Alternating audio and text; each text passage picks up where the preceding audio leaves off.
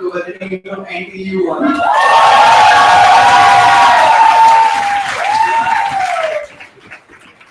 In closing government, we have the lead from RPO1.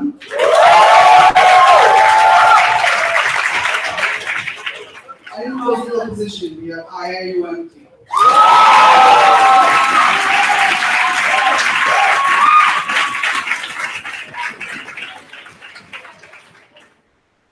Judging this debate, we have Joshua Park,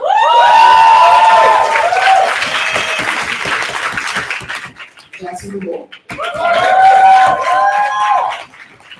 Choi Chan, Kim Lee, Nick Cross, Lucien Brand, and my name is Aditya. So the motion before the House is this House believes that countries whose native language is not English should adopt English as the main language of politics, academia, and commerce. Before we begin the debate, I'd just like to remind everyone to turn their phones on silent, limit their crosstalk in English or whichever other language to a minimum, and leave the room only between speeches. So without any further ado, I'd like to invite the Prime Minister for opening remarks.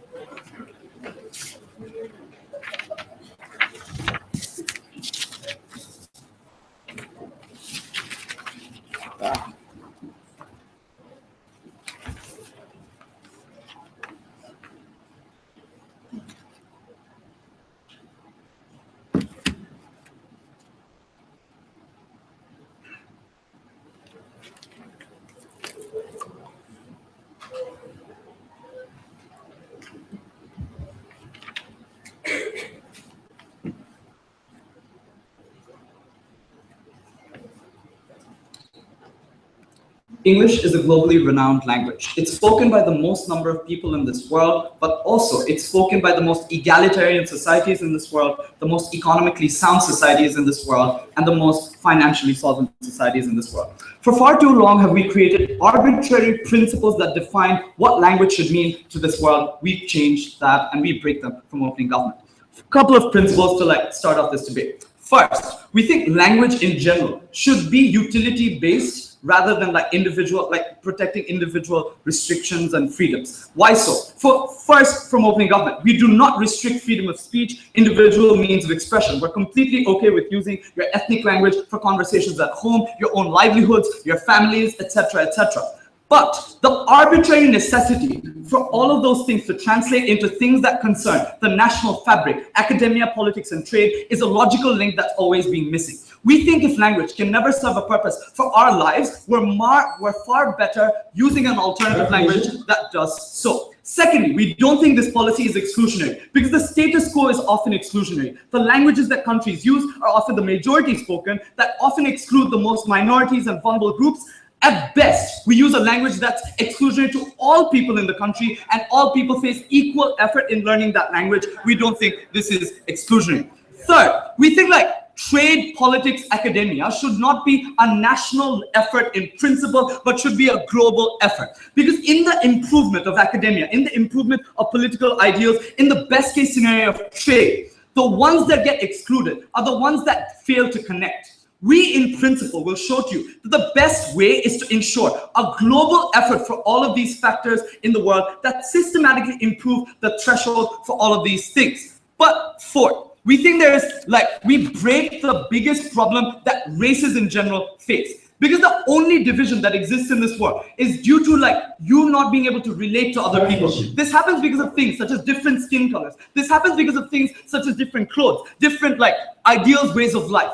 There's no commonality between an African individual living in the Congo and someone in Asia or living in Russia. The one thing that can possibly connect all of these people and break those racial barriers is a commonality that exists in the way you speak, is in the language you speak. So for the first time ever, we're okay with breaking those racial arbitrary barriers for a barrier that connects all of these people. The conclusion of all of these principles are the status quo has an arbitrary over-glorification of ethnic language. We aim to break them for utilitarian benefits. Before that, yeah. Given that using the language is incredibly important to preserve culture in academia, don't you think that the propagation and preservation of your particular language is highly compromised in your certain house? We don't understand the necessity of using one language to discuss and preserve another. We also don't understand why preserving that academia, it comes at the trade-off of all of the harms we're about to talk to you about in our speech. So, first, why is it so important? And at best, we're okay to bite the bullet and trade it off, even though we don't. We're okay to trade it off to a certain extent. Why is it so very important? Because we improve a lot of countries that are currently underprivileged in the status quo. In all three aspects: academia, trade, politics. How does this happen? First, we think in academia, the biggest problem that a lot of countries face is access. Access to knowledge that is systematically created and only available to certain groups of people that are unfairly benefited by their national fabric because they're taught to speak and taught to learn in a specific language. The best kinds of journals and the best kinds of books with the best researchers in this world just often to be in English. Meaning, on a primary level, if we allow English to exist in these societies, you get greater access to further knowledge that you currently don't have access to. On a primary level, this creates a more educated society. Secondly, we think we often over-romanticize Western society, but never fully adopt the proper ideals we're supposed to from those societies, but either automatically assume all their ideals are good or automatically disengage from all their ideas completely. You either have two extremes. One where you automatically assume America and everything it does is great, or the other extreme where you automatically disengage from America because you're hostile, you're alien to them, you don't quite understand who these people are. So first, understanding academia in English, for the first time ever, allows you to critically analyze Western society, its values, and the way in which it improves its academia. Meaning, you're less likely to blindly follow Western ideals living in a conservative society in Asia, but also you're less likely to completely disengage from Western society because of arbitrary things such as a war that happened 200 years ago and you feel alien to them. Meaning, you create a connection that allows you to empathize and understand all of these societies. You understand what's wrong with their societies, but also what's right, and take the best out of that academia. But third, you allow joint effort into research and development. Because a lot of restriction to research and knowledge is the fact that you don't share that knowledge with other people and you have no means of sharing that knowledge. Meaning, you as an individual living in a village in Bangladesh are afraid of what a white person coming into your forest does to your forest because that's your source of livelihood. Having a means to communicate allows you to empathize with that. But more so, you're likely to create a joint effort between countries in improving the overall academia. Meaning, which in this way you allow the overall development of certain attributes and certain facets of knowledge in specific areas and across borders. Conclusion being, your best kind of academia is one that's a joint effort conglomerated between both. Trade, we think you form better ties and relationships when you're often allowed to communicate with people that you currently don't communicate with. You set up businesses and are easier to facilitate businesses when you have an incentive to set up in a particular area. When you know for a fact it's not completely alien to you and you have an ability to go into those areas. The worst case scenario in our world is these people who want to create trade, want to have ambitions, do learn English, but the problem with that is they leave their native country, lead to a brain drain, a capital flight, never come back. Because they feel like English has no space in their own country. They feel like it's something that has to be deserted for them to succeed in life. For the first time ever, we create incentives for these individuals to not see their own country as one they have to deserve for their personal ambitions, but one they can incorporate into their daily lives, use as a means of improvement. But even in terms of politics, you create the best kinds of individual inspirations. When we follow the best ideas from abroad, relate to them, because you're also connected to this through the academia I talked about. You understand the nature of political parties, you understand the ideas that are behind them. The conclusion of all of this analysis is, you understand and you connect the world. That creates the best kinds of connected academia, trade, and politics. It's about time we broke arbitrary barriers that divide people. Very last words.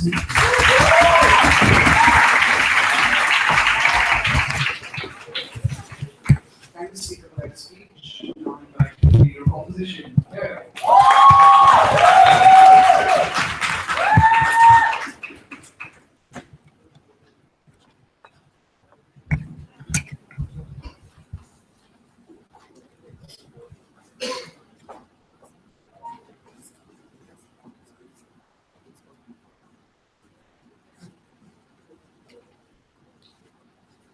Madam Mr. Speaker, despite being in my 4th year of debating, I might stutter quite a bit in this speech, and that's an argument in favor of the opposition. Because we think the side that opening government wants to support is an exclusionary world in which people, in which the means of social mobility are blocked to people within the same country.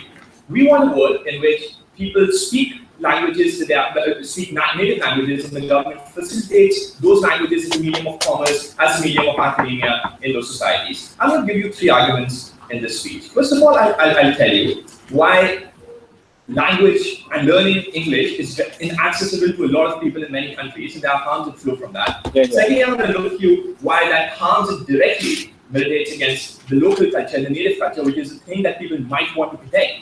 And thirdly, I'll tell you why Western academia or the hegemony of Western academia is dangerous, and it's important to allow other forms of academia to prosper. Before that, a number of rebuttals, right?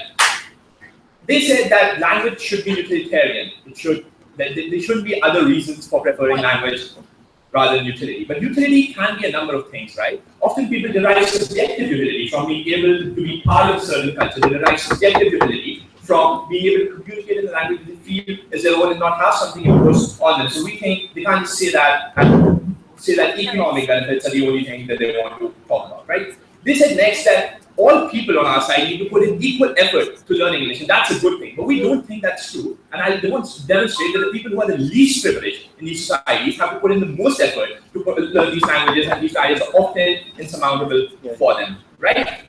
They said then that it's important to break barriers between people living in Asia and people living in Africa. We think it's very unlikely that you as a person, as an Indian, will ever interact with a person living in like some place in Africa, but you are much more likely to interact with an Indian living like next to you, and it's much more important to facilitate that kind of communication rather than this arbitrary principal argument from them. Sit down.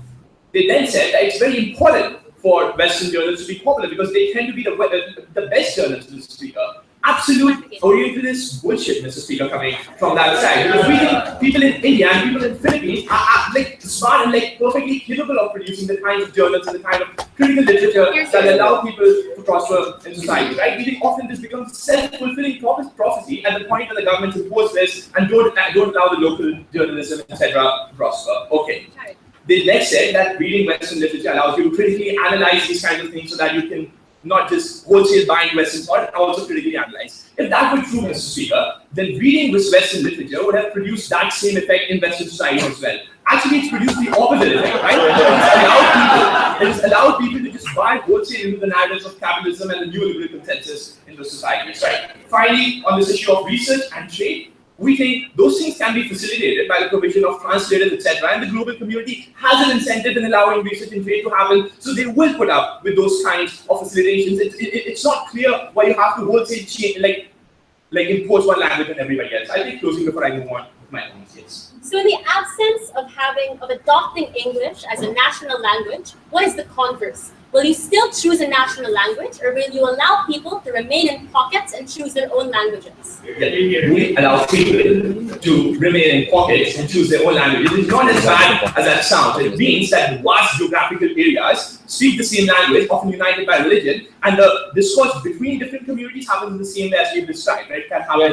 through translators, etc. in those ways. So it's important to speak. Why is language inaccessible? Like just learning English inaccessible for a number of people. people, right? We think language is not like facts of the world that you can tell people at any age and they will just like be able to buy into it and be able to be experts in those fields. We think often children are just hardwired to be able to, at a very young age, pick up language and learn language in a way that adults cannot. That means that to make adults like learn a language, which is a second language, Mr. Speaker, you have to put in vast amounts of effort in education. You have to you have to have like all English schools, Mr. Speaker, and that incurs huge costs on the government, which we don't think is often like very possible for the government to do, Mr. Speaker, right? We think you see the status quo in places down. No, I'm not going to take anymore. You see the status quo in places such as India, right? You've got often makeshift schools in Indian villages that aren't even able to get like any teachers to provide even basic school. It's one headmaster of the school who's teaching all subjects in those schools, Mr. Speaker, right?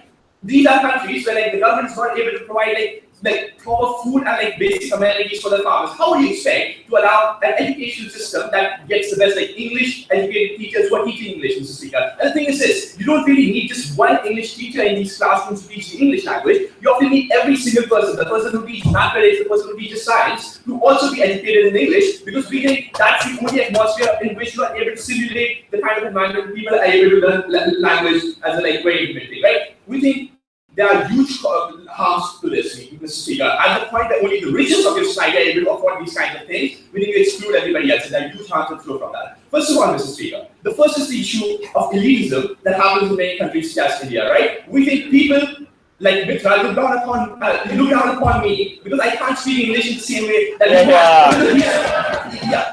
we think that might sound funny, but when that happens to a poor villager in India who moves to Delhi and is looked down upon and is made fun of because of his accent, because of the way that he cannot speak English, Mr. Speaker, that's a huge harm. That doesn't allow these communities to ever mingle, Mr. Speaker. It like perpetuates the superiority of the upper class and the inferiority of the lower class. So the second harm that I want to talk about. Often people coming from villages limit themselves in the kinds of things that they can do because they feel that they can never compete with these people if they can't do this, Mr. Speaker. It is true. Like my parents' struggles of being being in the medical field and being in the medical field and like feeling inferior with everybody around them was talking in English was usually problematic for them, right? Often it was a huge discouraging influence, pushing them, often making them feel that they should move away from this because this is not meant for this, Mr. Speaker. We think that's usually problematic. The third harm is this, Mr. Speaker, in the form of political discourse. English becomes a language of like political discourse in times now, etc. It's very hard for people to be able to participate in that, the local villages. So only elite control that is Mr. Speaker. I'm going to talk about why academia dominated by Western thought is also harmful, Mr. Speaker. Because often, like, you need to like support academia of the local language, etc., to allow it to persist, to allow it to preserve, right? That side doesn't do that and only wants Western academia. The first harm of that is just this less diversity of thought in the world, right? It's only Western philosophers who are dominating the entire like academic thought, and you don't read of people like Premchand or Chanakya, who are important Indian philosophers who have thoughts that can match those kind of things, like that comes from unique experiences of these people. So we think that is like firstly in and of itself that diversity is good, but secondly, Western thought is bad because it perpetuates structures of capitalism, etc. As we see empirically too. But I just want to talk more about that very shortly.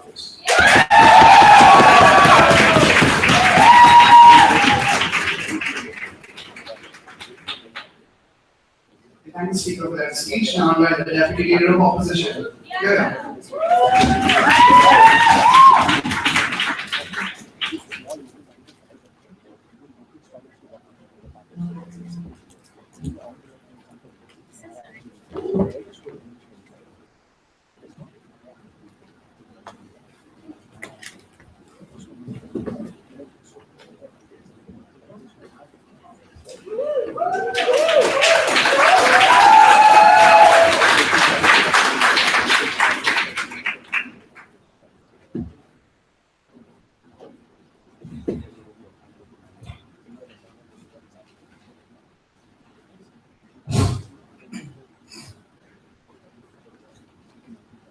The opening opposition has never shown us how in a world where we don't prioritize English in academia and all the main facets of our daily lives, how elitism, which is based on your fluency in English, is ever likely to go away. Thing is, if you if you don't prioritize English as your chief language, the more affluent the society are more likely to learn English anyway because they recognize that all your opportunities internationally and locally and for you to become dominant individuals in your respective society is still based on your ability to learn English. But the problem remains that you don't trickle down this narrative to the poor, who still believe that their ability to succeed is contingent on their ability to learn the local language, which means that you disproportionately deny them the ability or give them the false hope that they can still succeed by remaining in their individual pockets, knowing their local cultures only, whereas their influences, their expressions will only remain confined to their individual societies and will travel no more. We think we would like to equally preserve the cultures and the languages and the experience of these individuals as the opposition in this debate today. But we think we do this better when your experiences and when your academia is something that's accessible to the world outside. Because individuals who are unlikely to learn English or unlikely to learn one universal language, you're more likely to have your experiences in a bubble where it doesn't translate to most of the people, which means that nobody really gives a shit about you. We think that's problematic. But even then, we think at any world, I think even in the world of the opposition, you force a significant majority of the people to learn a language that isn't native to them. Which means that you shift to national languages anyway, which is forceful on a lot of minorities that live in these individual countries. We think the world is better when you force everyone to learn English, because even if you wish to discriminate individuals based on accents, in our world, everybody is likely to have accents, everybody is likely to face similar struggles when it comes to learning this particular language. We think that is a far more egalitarian society. But then, opening opposition thinks that we will just blindly follow the end and we will just blindly subscribe to all of the Western ideals as soon as we learn English. One of the biggest critiques of the entire Western ideology of what colonialism stands for and their version of politics is an Indian politician by the name of Shashi Tharoor who knows better English than probably many scholars in the biggest universities in England, because individuals like these, politicians who are capable of learning English and criticizing these individuals based on their home language is the one sort of criticism that gains a greater amount of access in terms of reach. And we think that's more important, because reach is what enables these individuals to listen to you and to listen to your demands when you're out there. But understand this, in the world of the opposition, poor people are hurt more, and we think that's problematic. But understand this, even when it comes to the aspect of these individual societies and countries, recognize that once a significant proportion of your population who are likely to be the ones who are talented and take your country forward, learn English anyway and realize that they aren't able to do a lot with English in their home countries, they automatically leave towards serving institutions abroad which best serve them in that particular language, which leads to brain drain, which leads to capital flight. Something that the entire opposition was absolutely reluctant to engage at all, we think is far more problematic. But even when they tell us that it's important to preserve local academia when it comes to through their native language, we think we do this better because individuals are more likely to gain access to academia with English. Because we think we isolate a lot of individuals by this forceful adaptation that they expect at a point of time. Because you spend a significant portion of your childhood learning math, learning science in one particular language. And then when you think of expanding your ambitions, expanding what you wish to do with your life and have an overarching purpose, you're forced to learn another language which you're incapable of. What you need to recognize is, at the end of the day, you will not be able to change the fact that English is the more popular language overall in the world. That is something that you're unlikely to change with your belief and with your arbitrary romanticization of your home language. It's about time that you move on and create a calculus based on based on an understanding of English that serves everyone better. But understand this, social mobility is best served in our world, where you're likely to invite minorities to participate in discussions better. Because firstly, their language is English, something that's internationally and locally accessible, which means that their voices transcend to everyone within that particular sphere. But even then, even if there are structural barriers involved which stops minorities from being able to explore to the full extent of their democratic rights, we think as long as your voice transcends to international authorities, you're more likely to garner sympathy from institutions and individuals outside who can come to your help. But more importantly, you're more likely to assimilate into societies where best of the opportunities exist when you have no English. The main reason why refugees fleeing from like war-torn areas can't really assimilate into countries outside. The reason why they are perceived as aliens, because the most tangible, most visceral reaction of these individuals is that these people are different because these people speak differently. Yes. French philosophers such as Sartre, Foucault, Derrida have been able to heavily influence Western thought, even though they weren't primarily writing in English. Why don't you think the same can happen to all of the other developing societies? Because we think that the overarching ability of these individuals to have their voices transcend to international community is something that's limited when they don't learn English. We think that's a hierarchy that we have created because of the solvency of certain communities who already know English. And you can't, since you can't solve this disparity overnight, the best way is to have your versions translated to English, or you place better effort in learning English, because that is what enables these individuals to go outside. So at the end of the day, what has the opening government proven to you? We think the inability or like an overarching prioritization of your local language makes you reluctant to learn English, which is a more internationally accessible language. Which means that you have which means that communities and individuals force you to stay away from the biggest of opportunities that are out there, force you to stay in your individual pockets because they make you romanticize about something that doesn't really have any value. We shift that discussion to one that is based on a utilitarian calculus. We increase social mobility and we preserve cultures better because in our world, only these experiences are internationally and universally accessible and felt in their world. They're just trapped within pockets. Thank you. Thanks to your speech converted at the opposition.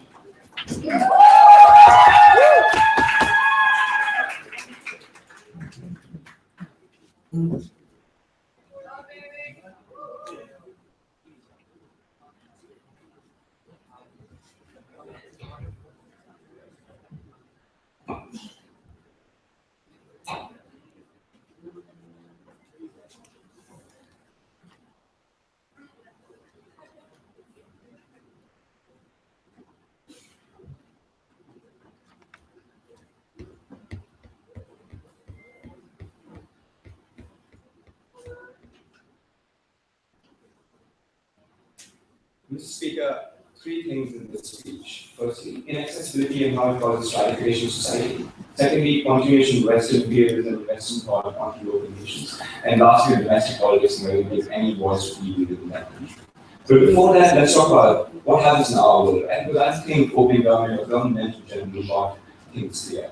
We think our world looks like more like 1960s, 1970s India, where political discussion having multiple languages, Bengali, Kannada, Hindi, or Oriya, and so on and so forth. We think constitution exists in all of them. We think official languages and official filing of police complaints or academic work and so on and so forth happens in all of these languages. We think that model applies with language and a comparative is that.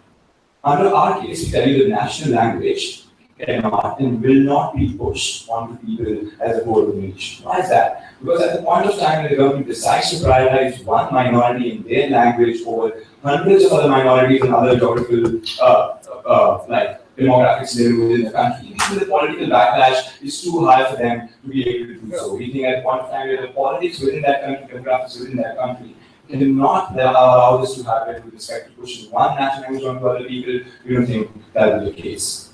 But before I move on to accessibility, let's think of this one thing about utility and economic utility. I think the inability of governments to conceive Japan as a nation that has gone ahead without adopting English as national language is what lost them this way. Because I think Japanese individuals in the Japanese population, I work in Nomura, Mr. Speaker, I think is a very successful nation with regards to both economics, research, and making society like India, where robust thoughts and discussion in politics, academia, and commerce happen in their own local languages. We think that they can go forward as usual and better than possibly adopting English as one language that permeates through society. We think the socio-economic stratification on their side between countries is not just dependent on language. And solving that does not mean that you solve the socio-economic stratification and bring it, because at the point of time where all countries speak English, we still think that other arbitrary barriers, such as which country have access to different resources and so on and so forth, still exist. What kind of politics and politicians or ambitions exist in those countries still exist, and people still have an incentive to change countries and change demographics to move to somewhere with better opportunities. Let's talk about inaccessibility. Right? We think OG lost this debate when they assume we do this debate on hypothetical developing countries. We think this debate is about countries which have historically been dependent on native languages. That is to say that we can't let them get away with not giving any form of mechanism as to how they're going to make English more accessible and more and give opportunities to people within that nation on how they make English a common ground for everybody to speak. We think that we told multiple reasons as to why that cannot be the case, it will not be the case. We think it will lead to greater stratification because more effort is needed in order to educate least privileged people as shy children. We got no response to shy telling you multiple things like people like we need academic philosophers, so people speak English, and people who teach social sciences, and so on and so. We think it takes a huge amount of human capital and financial costs on behalf of the government to be able to do so. We think more importantly, it erodes families, right? Because at the point of time where older individuals and people within the family speak different languages, and young children have been educated within one particular language, we think the culture of these nations and families within those nations are now eroded. Because at the point of time where families like people within one family or one particular nation or like one particular unit, such as a family, cannot talk to each other or do not understand the thoughts and ideas that go in each other's minds, we think that's bad. But more importantly, let's talk about continuation of Western ideas. Right? We think that ideas and thoughts and how cultures develop go a long way in how political movements develop and how things change within society, how people think of their society, and so on and so forth. We think on their side, it limits the potential of ideas that local countries have.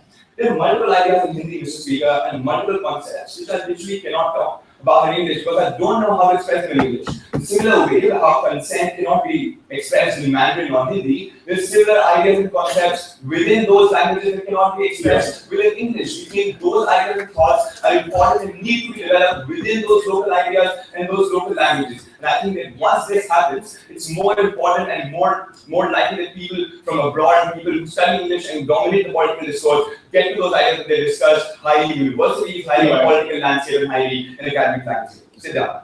We think it actually removes the ability of the individual and the society as a whole to bring these conceptions to the forefront.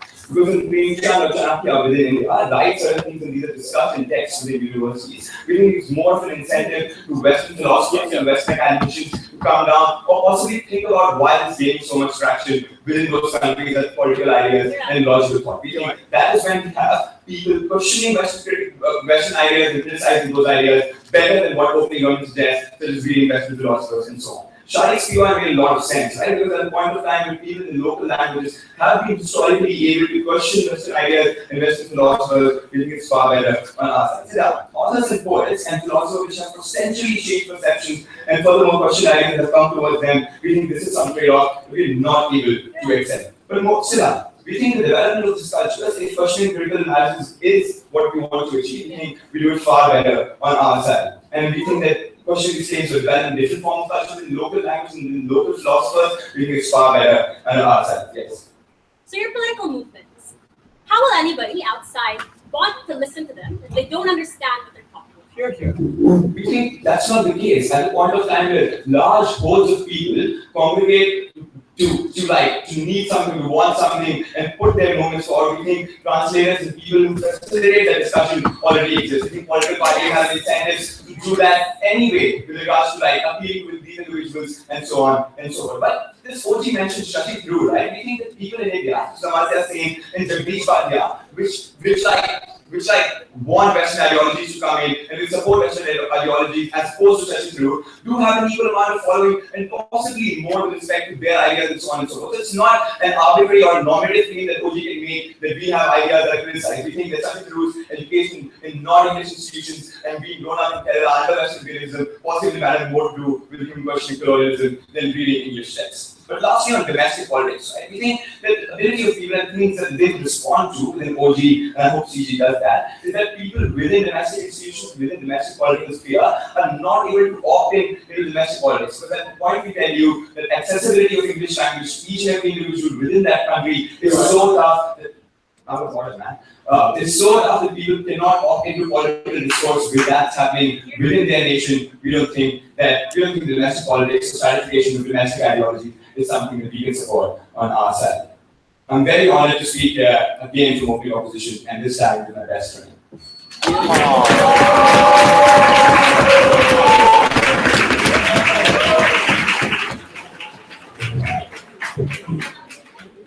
Thanks to that speech that marks the end of the open house debate. Now I invite the member of government to start the closing off. Here we go.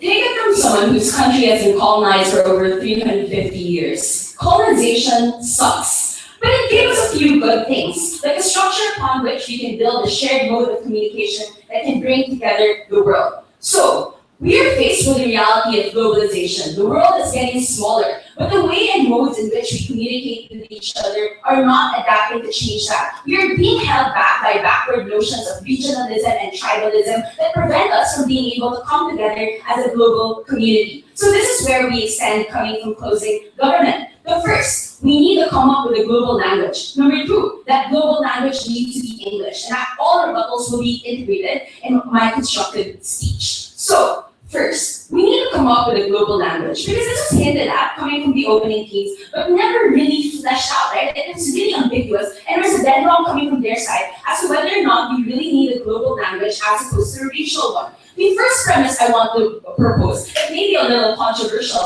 is that in this debate, and in most debates, cultural diversity can just go ahead and take a back seat. Open opposition wants people to stay in pocket communities to preserve this amorphous identity and amorphous value called diversity, without being able to prove why this diversity is absolutely necessary, right? We tell you, coming from closing government, that culture and identity is constructed and has no intrinsic meaning. It only has meaning if you understand it. Like, you can have the most beautiful painting in the world, but it will have no value if it's not appreciated. Do you know what does have intrinsic benefit?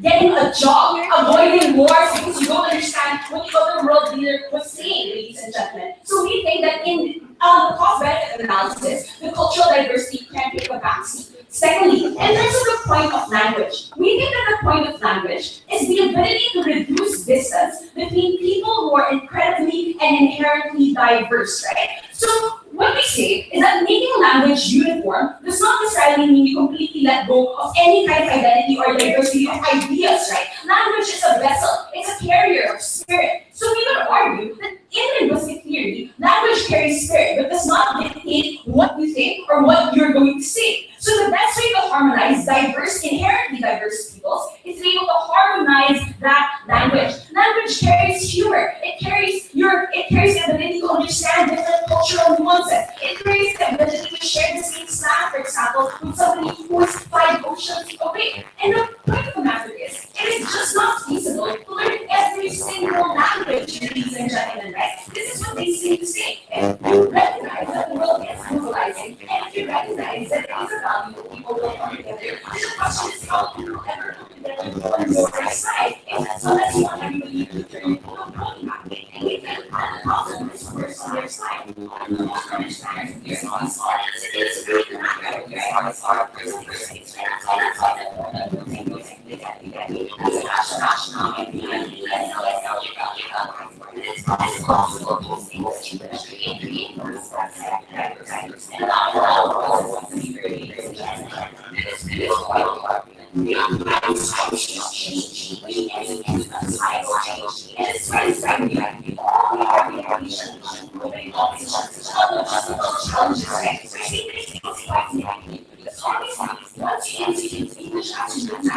It's access to English will also change. You're going to shape English education and shape your curriculum to try try to teach English better to students. We're no longer held back by backward tribal mentality that actually preserve this cultural diversity for some amorphous value that they were never able to prove. But the second thing is, even beyond structural access, right, to English, because now it's in your main language and it's more rooted in the word English, we think that English no longer becomes a tool of white colonial masters. It can be a tool for everybody. So this is how you overcome the logistical challenges that were posed to us coming from women in opposition, which was a significant part of their speech anyway. But let's really talk about why these real-time structures need to change, right? It's because, ladies and gentlemen, when you talk about language, the need to harmonize it is so great. When you talk about in politics, negotiation between world leaders, you don't need translators anymore, and that's great, right? Because now George W. Bush won't misunderstand you, Trump won't misunderstand Kim Jong-un if he says he wants to launch a missile, but actually he just wanted to hold a Sunday dinner party, ladies and gentlemen. Or in terms of domestic politics, right? When it comes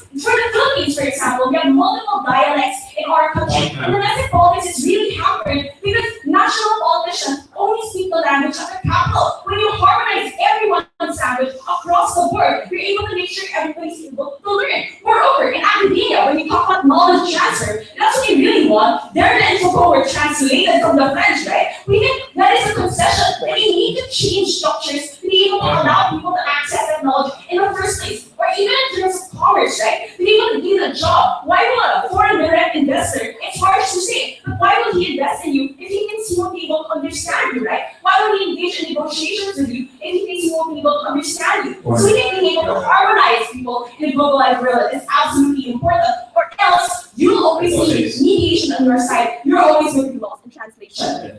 Opening.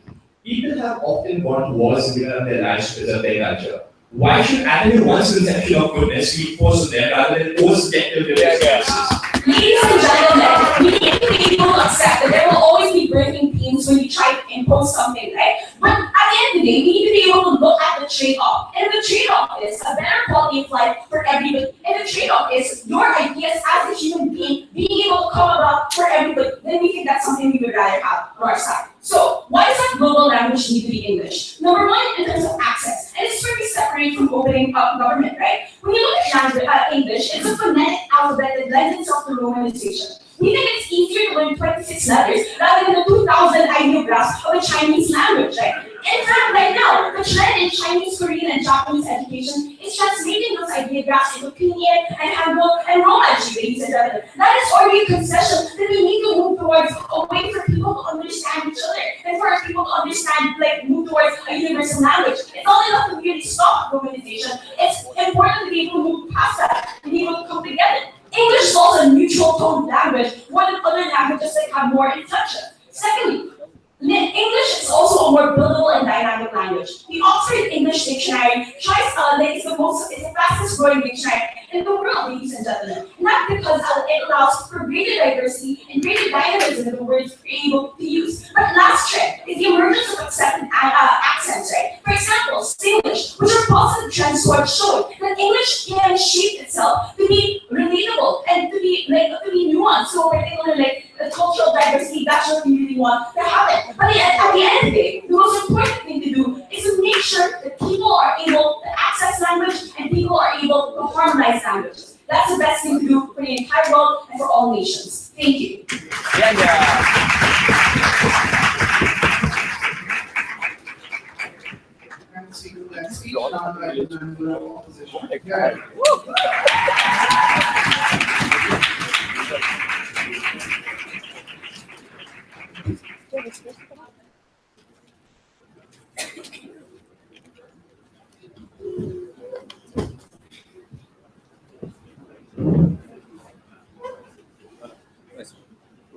Are you sure?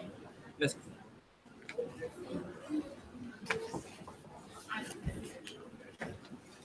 Yeah.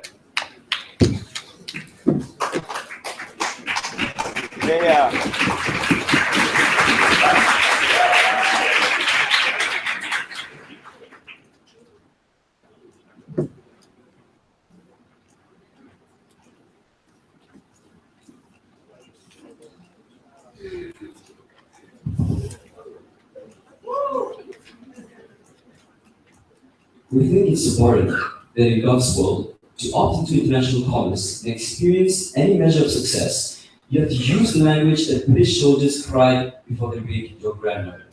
You have to use the language that British soldiers cried before they slaughtered your brethren. That is not the world I want native individuals to have to live in. What has happened in this debate so far? OJ has stated a broad narrative of how the languages should primarily be treated as a form of utility. CG wants a global language and gave us a linguistics class. I don't know if that's true or not, linguistics, or why English is a particular unique form of language we have used for the service. CO will end this debate by telling you that colonial societies, wrecked by imperialism, adopting the language of your oppressors is akin to the suicide and premature end to your prospects as a nation. Two things in my speech now. One, the principal argument in our extension, and two, native languages as a form of utility. So one, on the principal argument, of stance that we think it's morally abhorrent, but colonized nations claim to look like you, but experience the brunt of imperialism to adopt English. Let's look at the principle first. Here's the reality. The vast majority of the countries that we're talking about in this particular circumstance have been colonized by British. I'm sorry, white people to the right of me. These are nations such as Gabon, these are nations such as Malaysia, Faroe Islands, for instance. These are nations that Britain has particularly ventured into. Second, let's identify particularly what languages mean to people. Let's just make it very clear. I think it's disgusting that government side can run away with the idea that language should primarily be treated as a form of utility. We think these people derive immense benefits from seeing language as a form of identity and particularly to that, right? But how do we extend all these particular circumstances? One, we think oftentimes the specificity of the language is oftentimes spiritually tied to how you identify yourself. This means Bantu Nigerians, for instance, use that language to pray their own particular gods. This means Amazonian tribe use the Ponsi language to use their own language to praise the trees. These people end up using their own languages to derive spirituality for themselves. And we think that's incredibly important insofar as it leads to their own self-actualization as identity. But two, oftentimes these things are often born through generational culture. This means that it's oftentimes disseminated by your grandparents, by your grandmother, telling you, singing lullabies in your native languages. We think that in and of itself is something that we must absolutely prize in a particular debate. This is tied wholly to culture, independent of utility. No, thank you, sir. What happens when you use English, the language of those who colonize your people? Given the visibility of English in their world, recognize one, people have very little ability to opt out. Given that in their particular circumstance, opting into English necessarily means the difference between employment and unemployment. That means that individuals on the ground have very little ability to opt out to begin with. But two, recognize that you force individuals to use language that oppressors use as cries of war before they engage in battle with your parents in general. You use what oppressors use to plunder the resources of the nation in the guise of favorable trade liberalization in general. We think that's incredibly bad, and it's abhorrent that their policy creates that. We think this is a principal argument and we should pass independent of the consequences. And this is also how I respond to CG. Because they will not that people's culture should be perceived as a form of utility, right? But they don't realize that not everyone views success as a form of utility. You think that we think native tribes, for instance, would rather preserve their language and preserve their cultural development rather than experiencing opting into the international arena. They know that the point which you allow English to think and allow other languages to necessarily depreciate what your language means to you. That's why their ability to control what their language means to them is incredibly detrimental. No, thank you, sir. Now, for all the judges who don't buy the principle, I have massive practical outcomes here. Recognize that in post-colonial societies where anti-colonialist rhetoric is incredibly strong, this debate, that takes this debate. What happens? One, oftentimes these places have fresh sentiments directed toward colonialists, right? It's means that people oftentimes will feel immensely alienated at the point which they have to opt in to the international arena. What does this translate to? This translates to forming rebel groups. This translates to rebelling against the government who has forced you to adopt the language of your oppressors. That's when you ensure that post-conflict nations never prosper given the right ethnic tensions that exist. This is by far the most important thing in the debate. No, thank you. Because the comparative is a conference of minority languages who don't feel as if the government is necessarily compromising their identity. Second thing that happens, Given that in post-colonial societies, these oftentimes are places with very low amounts of education and very weakened institutions of democracy, you reward the most privileged in society to prosper. What does this mean? This means that you reward those who are privileged enough to get scholarships to go to Harvard, Oxford, etc., when they were able to adopt English language maybe 50 years ago. The average middle class man in Gabon, for instance, does not have a good command of the English language. What happens then, ladies and gentlemen? Given that the privilege dominate, one, you lose an entire generation who's never able to opt in this particular circumstance. But two, also, this given that still able to dominate commerce, these are people who end up being able to apply for business licenses in the international arena. These are people who end up able to start businesses, build oligopolies. That's when there's far more social stratification and that side of the house. The comparative that's leaving the other nations' language to be used as forms of commerce. Our worst case scenario is they rely on interpreted. I don't really give a shit. If it takes like an extra 1 or 2 days, what does it really matter, ladies and gentlemen? This is by far the most important thing today. To condemn these nations who want some form of identity to do. Okay? In either world, you're learning language of an oppressor, either in the form of a colonizer or in the form of a dominant majority. Right? Without adopting English universally, how else do you remove cultural ethnocentrism that makes people treat others like aliens and stops them systematically? We disagree. We think that people can still be able to identify themselves and still opt into commerce by identifying their own native language. We don't think it's that big of a deal in this particular debate, given that interpreters and translators actually act as a mediator in this particular circumstances. Second, native languages is a form of utility. OG says they want people to be able to access knowledge and it's imperative insofar as it allows these people some form of knowledge. One, right? I already told you that interpreters and the variations of journals in this particular circumstance, right? Harry Potter literally translated to 97 languages. I don't think that's big of a deal. But two, and I think this is the bigger question in the debate, because recognize that this debate is a comparative between poor people being forced to accommodate the rich, poor people being forced to learn English language, as opposed to the rich and privileged being able to accommodate the poor. I think that's far more important. I think in this particular circumstance, we have to prioritize the weaker parties in this debate. We have to prioritize the poor, underprivileged individuals who are never able to opt into English to begin with. We think that their side of the house necessarily has those harms. We think our benefits, insofar as they are forced to opt into those languages, is far better. Before I have my speech, I want to thank those who helped me fulfill my dreams. Mubarak, Meher, Sarah, Shari, Shita, and of course, a beautiful partner, Sri Basu. For the last time, I feel very, very proud to host the presentation.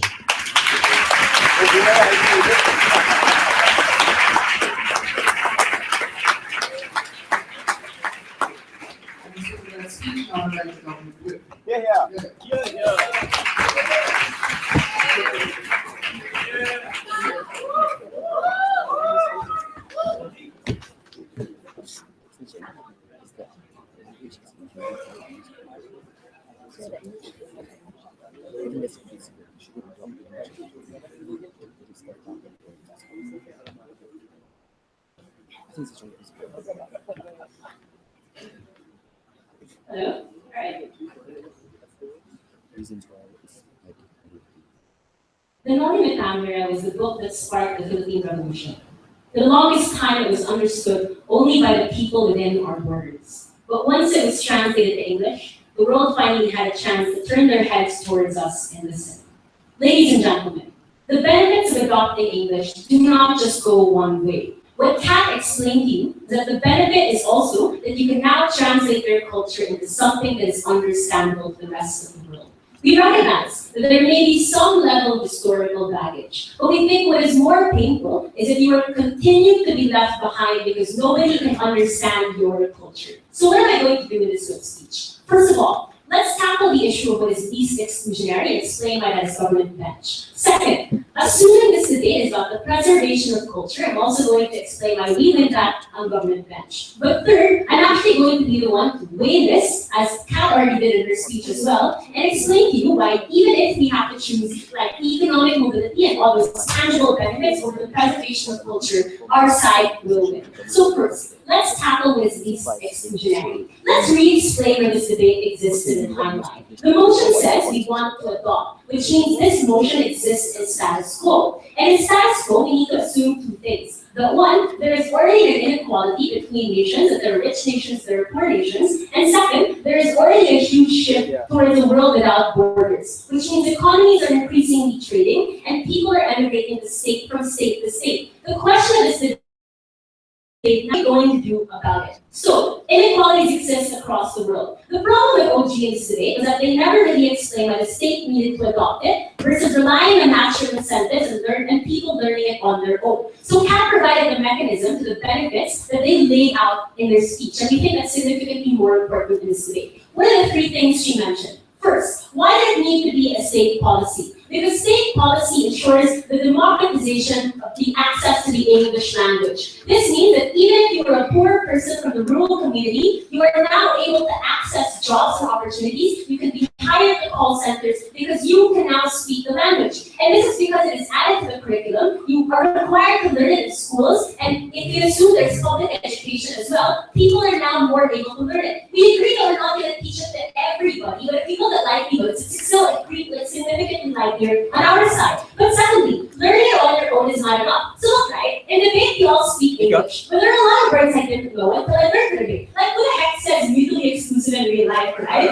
What we say is that for you to be able to enter the world of commerce, politics, and academia, you also have to be able to speak their language. And the colloquial words that you use are not enough to enter that sphere. If you learn it through the curriculum, you are able to learn and deepen your vocabulary. You will look significantly more credible to people who hire you, and it's much, much easier for you to enter those spheres of opportunities. But third, understanding each other. We think OG's analysis ended at empathy. But what exactly does that really mean? Kat says, sit. It's that language carries culture, and culture is necessary to bridge gaps. Then we think the best way to bridge people from instances all across the world is to show them that they have the same experiences. And that's brought by the humor involved in the English language, the slang that we have in the English language. Like if someone across the world can understand pabebe, that's already great enough for me to be able to relate to them, even if that's a word that usually only Filipinos speak. The ability to empathize comes from the experience carried by language, and that's an exclusive benefit that Kat talked to you in this debate. But why is it significantly better than their model? Because if you look at it, their burden, they wanted to defend the preservation of language. On to the second issue now. But if you really look at it, their side kind of dilutes their benefit as well. They say that one, you want everybody to learn every single language in the world, which we say is quite infeasible, and let's say that in a bit. But secondly, they also want translators. If that's the case, if you want people to translate other languages, then your burden is also shrink, because there's so many things that then can get lost in translation, right? You don't perfectly preserve culture. So even if they try to defend this, they never really explain why they defend culture in its purest form, which is what we want to do at the end of the day. But why is preservation of culture significantly more likely on our side then? Look at it this way. If there's a book in Filipino, if there's a book in Cebuano that people don't understand, what happens? People are less likely to want to preserve this. If you translate it into English, what happens? People use it. People cite it in different academic journals. People mention it in politics. People quote it in conversations. Like the speeches in worlds, right? People constantly quote Waseo and a lot of other speeches because everybody now can access it. Why is this important? One, you need people to be able to understand what it's saying and have the interest to preserve it. But secondly, you want people with the resources to preserve it to understand it as well, so they understand the necessity to understand it. And we recognize that maybe it did come from colonial masters, right? But why is it still okay on our side? Because if now you speak the same language, there is now an avenue for you to communicate your oppressor. We think what's worse if you are constantly alienated and left behind because they cannot understand what you're trying to say. If you continue to stay in small bubbles, it's more likely for them to never preserve your culture, and it's more likely for it to die out as people continue to emigrate from your community to communities that are majority English speaking. But why is this infeasible? We think if you realistically look at it, people cannot learn every single language that has ever come into existence, right? If realistic, psychologically speaking, it's only possible for people to learn 2 to 4 languages. You say that things will be lost in translation, presumably because those concepts and ideas are not present in the English language. And you can see that ideas and concepts will not be able to be expressed in the English language. No. What I was pointing out was, one, you don't fulfill your complete benefit. But the second thing I was pointing out was, even if that's the case, we say it's totally fine anyway. So why is it infeasible? You have to preserve time, resources, and other priorities in your life, right? Which means it's impossible for you to prioritize getting a job, moving somewhere else, and at the same time also learning every single language in the world. Realistically, there are thousands, even millions of languages, and it's impossible for you to expect everybody to learn it. But last, why is it then more important for economic mobility over preservation of culture? First of all, right, coming from CAP is the most tangible benefit you can expect. They say some people may want to preserve culture, but that's not enough. First of all, the great majority of people would rather get more economic mobility, so we protect the common good. But secondly, our side is a more objective benefit. The reason why you want economic mobility is because it gives you access to a greater number of choices. That's something that the preservation of culture will not always promise you. This means if you have education, you can get a job, you can make friends, you can move to another country, but that's something the other side cannot offer you. So, because we wait and even try and co-opt their benefits, we think that CG ought to take this away. Thank you.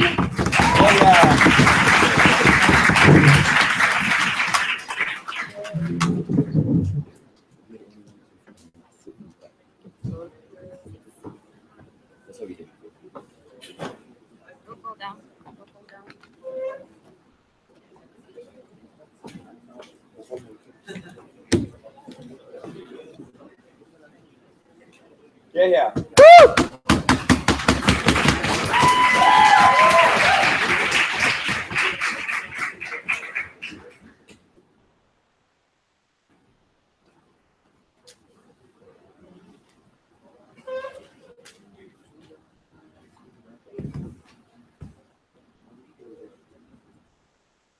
Hello?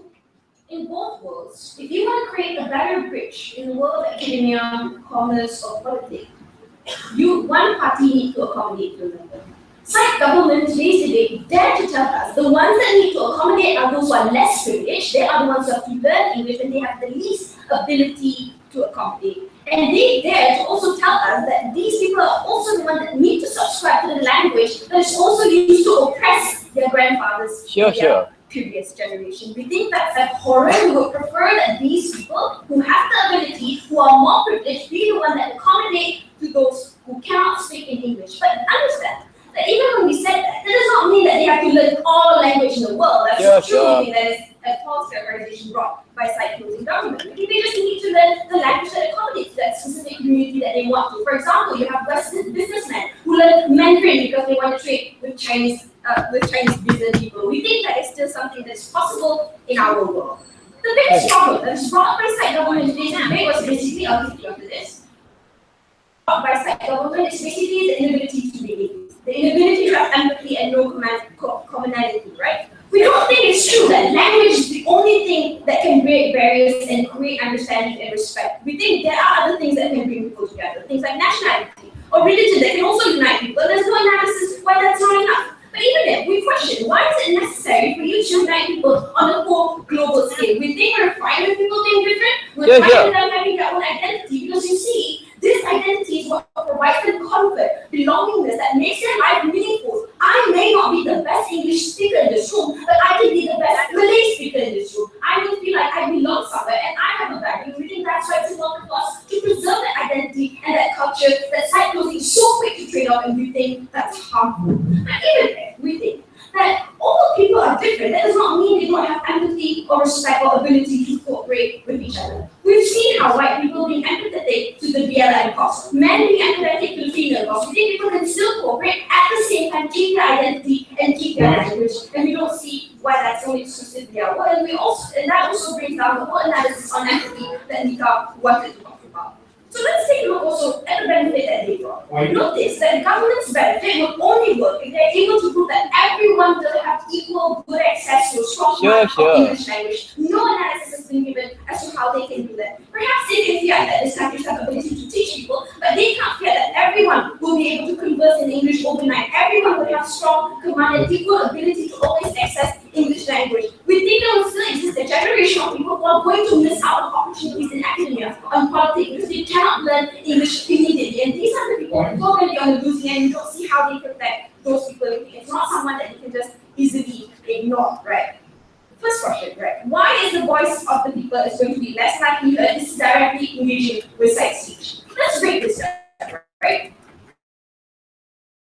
By claims of non-English across the designated line to be the one that accommodates to like English privileged people, we think it's also the goal whereby those privileged people are going to make less effort in trying to bridge the gap. And we think that's harmful because they are the one with most ability, most resources in trying to reach out to others. That means in their world they would have less effort to translate certain knowledge that could reach people that cannot necessarily speak perfect English, less effort for them to learn another language and keep practicing those languages to preserve it. There's also that also means that less limelight in other language that also needs to survive. In that world, we think more people are going to have difficulties in trying to opt into economic opportunities because first they need to make sure they're able to master a certain language before they can actually get into those opportunities. If anything, we think voice is going to be less likely heard in their world because in a world where people no longer see the importance of practicing their native language, it's also the world whereby you reduce the number of people who can understand that native language. That means for those who choose not to opt into English language, or people who are alienated as Khalid already brought you and not dealt with by any of the speakers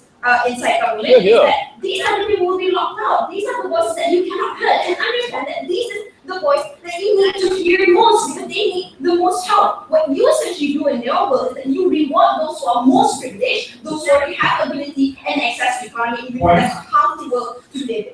And speaking of that, we would like to impress again the principle that was brought into today's debate that they don't want to engage with. We see that adopting the language of the colonizers basically make all the sacrifices that your previous generation brought in today's debate pointless, and we don't see why that's a fair trade-off for you to take. If you are a minority, if you come from a country that is not well off, sometimes your identity, your history, the beauty of it is all that you have left. That is what makes you unique and what makes you feel special. We don't think that's something that we should be doing. Why is it fair in your world to convince the vulnerable people with a false hope that you romanticize your own language, you'll be able to achieve all the opportunities in the world? Why don't you teach them English while the rich are learning English and becoming solvent anyway? We think in your world, you also romanticize the idea of me learning English means I will have access to all opportunities. So you know in the first place, they're not going to get that equal access. But also understand that in our world, whereby you make these people, whereby you make those who are privileged try to accommodate to those who are not privileged, it's also a world whereby you include more of these minorities. And we think they do have incentive to accommodate because they want to tap into more markets, they want to tap into more voting blocks, and they just want to tap into more knowledges that have nuances. But on to the other part of the debate, right? When it comes to preservation of culture, I just want to call out psychology when they said that you can preserve culture better when you speak it in English. In the same breath, they were talking about translation means you are going to lose certain meanings, certain important nuances of that particular culture. We don't think it's possible for them to make sure they can preserve the culture at the same breath says that translation is only going to make it less meaningful. Also, we think people won't have any incentive to practice any part of your culture if it's just in another average English language. We think your language makes it unique. But also, last thing that I wanted to point out is that on our extension, they did not engage with the part whereby in their world, when some people have fresh sentiment against colonizers, these are the people who are going to alienate themselves. These are the people, we pose to you the bigger harm in today's debate, right? It's not just a matter of accessibility that those who are more privileged can provide. But the bigger problem is that when these people alienate themselves, that's when you lose people who are important. That's when these people are going to get most harm. That's why instability is going to happen in areas of like post-conflict or areas whereby they still are against their colonizers. We think it's about time we take a look at the bigger picture and understand that submitting to the colonization of language is not going to bring any benefit to those who need it.